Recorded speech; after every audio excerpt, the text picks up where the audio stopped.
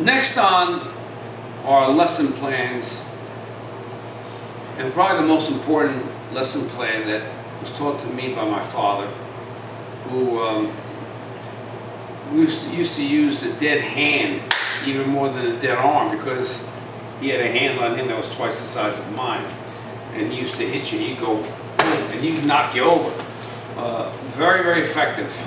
If he came with a straight punch, my father would he'd hit you here, and a heavy hand would knock you senseless. But in order to get a heavy hand, you need to have my father always said, everything is from the elbow down to your fingers, to your hand. That's your primary jiu-jitsu comes from those. No matter what we do, we always want to make sure that we can move out of the way as well. If you see somebody throwing a straight punch in your face, you want to be able to get a hold of this wrist. So if he's coming fast with a straight punch here, this is jiu-jitsu. Here, here, here, here, here, here, here, here, here, here, here, here, here, here, here, around here. You just keep on transition, which we're going to get into the transition soon. But right now, I'm going to teach you the dead arm block and how you work the drills to get to the point where you can utilize dead arm blocks properly. And when he throws a punch here hard, do it again hard, I can do that without any problem. First, moving with this drill, which we don't teach normally, but everybody always asks the question, how do you do that? How do you develop that? Whenever I do something on Soke, how do you block like that? I can't move my hand. And they come around half hour later, black and blue. So this is the first drill. Loose hands, no swinging out to try to generate power, which I always have problems with teaching a lot of new students that. It's short. Here, look at my hand here. Now we're loose. We develop this part of the hand. Wrist here.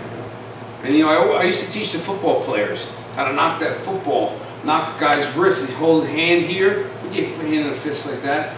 And if I wanted to knock it out, I would just come down, boom, with a dead arm and let go of that ball. So, but here it's here. 1, 2, that's the first one. So we go like this. And you just keep on doing this.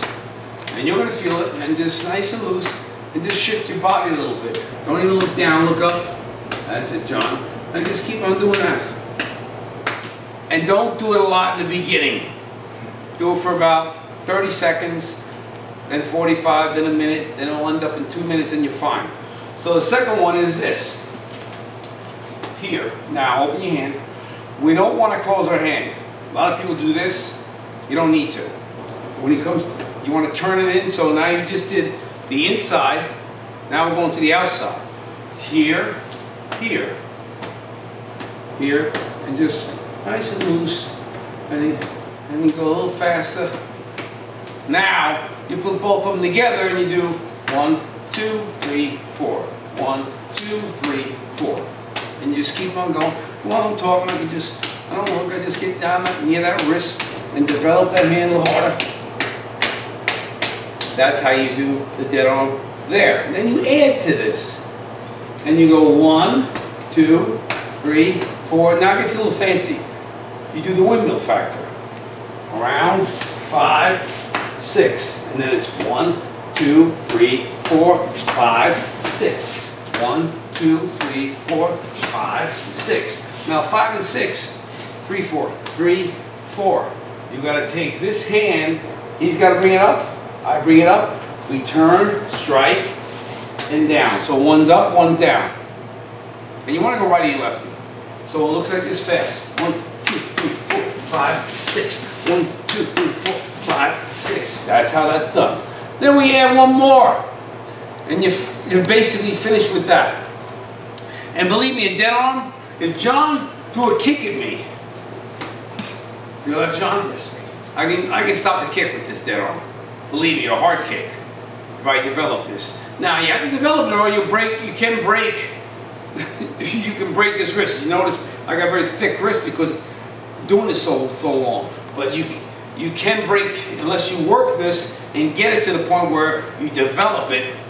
Everything is about development, no matter what you do. Understand? So, the next one is this, slow. 1, 2, 3, 4. 4, 5, 6, 7, 8. You pick who you want to go first, and 8. So there's 8 moves. So you're going to go to me first then. And you choose, you tell the guy, okay, I'm coming to you first. Okay, so he's coming to me first. So we're going to go 1, 2, 3, 4, 5, 6, 7, 8. So I'm coming down with both hands. He's coming down with both hands. And that's 8 moves all together there. There's more you can do, but we don't need to do any more. So we'll do that a little faster. You come to me first. And this is our dead arm drills. Short, sweet, interesting, and painful in the beginning. So here, 1, 2, 3, 4, 5, 6, 7, 8. And that's how you do that. So that's the dead arm drills. It's a short lesson, but it's a lesson that I can't preach enough of how the importance of learning a dead arm. When someone does come in with a roundhouse punch, I want to be able to stop them like that. I want to know if I can stop, boom. I now have this, have this, have this, and this. Well, how can I get to that point? By being able to do this at the same time, do this.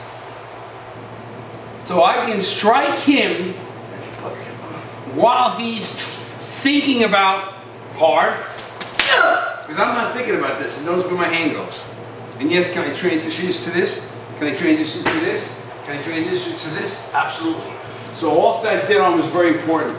And it's, I stress, without it, I'm not going to get in the habit of doing this and then relaxing and then going to it. By that time, he's beating me to the punch. I'm not getting in the habit of doing this. He's in the same position as me. So my other hand needs to work next. His other hand can work at the same time. Make sense? People, when you give him motion and he comes out and blocks my hand this way, this hand's coming. He's lucky if he does block it, but his hand's coming because he's giving me position to do that. So remember that. Don't forget that. All right? John, Lewis, thank you very much. And thank you at home for paying attention. And make sure this is very important. The dead arm drills. Thank you.